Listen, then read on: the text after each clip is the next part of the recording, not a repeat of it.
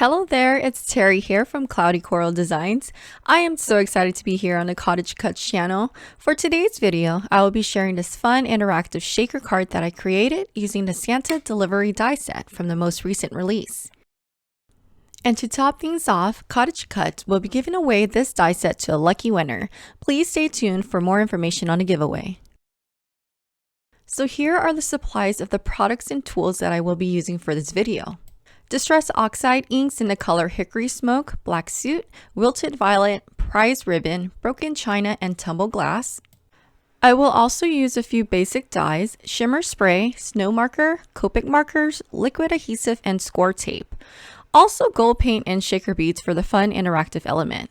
You can definitely use whatever you have on hand, make it work for you. I will also have everything listed down below for reference. Okay, let's get started. So one of the tricks that I like to do when I'm cutting intricate tiny dies is to line one side of my cardstock with double-sided tape.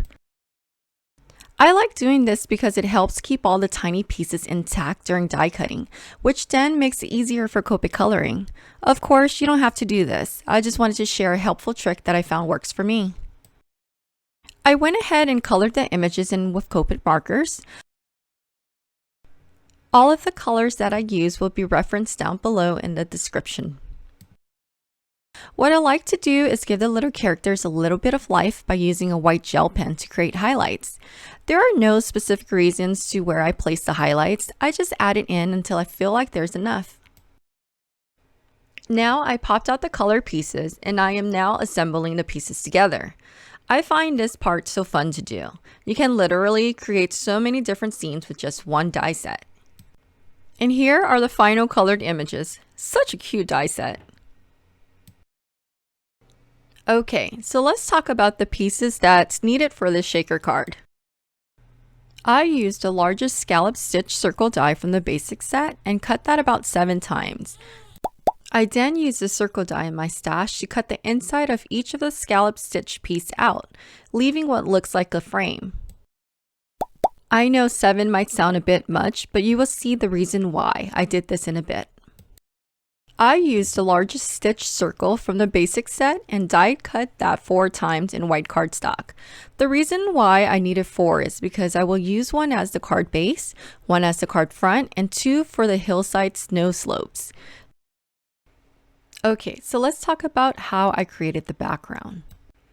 I am using Distress Oxide inks. I like using a hybrid ink for blending because the ink layers and blend together very nicely. I like to start with my lightest shade of ink first and work my way to the darkest shade of ink. I am only applying Black Suit on the outer edges of the card front.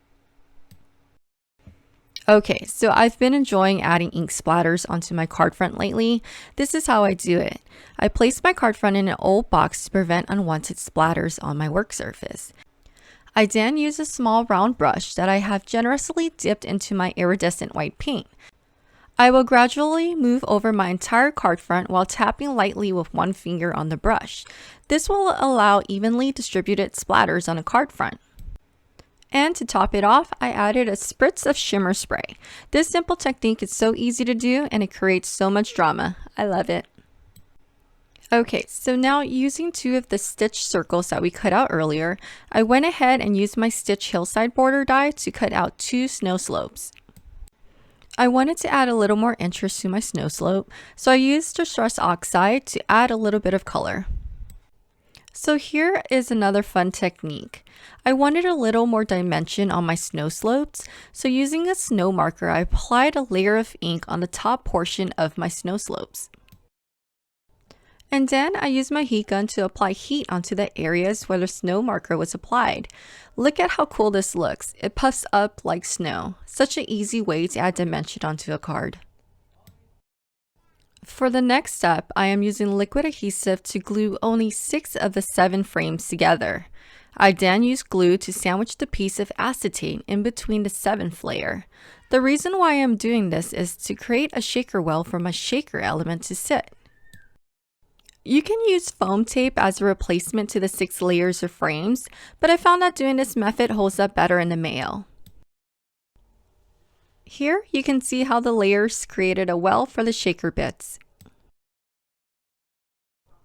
Okay, so now it's time to assemble the card. I glued down the two slopes first, then I added on all of the images to create the scene. You can see that I am peeling off the double-sided tape that was used earlier to help adhere the pieces together. I wanted a little more security, so I added liquid glue on the back of the images as well. This offers a little bit of wiggle room to make sure that I have the placement exactly where I want it. I wanted to add more interest to the scene, so I decided to go back in with my snow marker to add snowdrops to the card front. And then I went ahead and added sequins and sea beads to the shaker wheel. Using liquid adhesive again, I then applied that onto the frame and laid the card front on top of it. Then using a heavy acrylic block, I laid that on top of the card. Now look how cute this is. It's so adorable.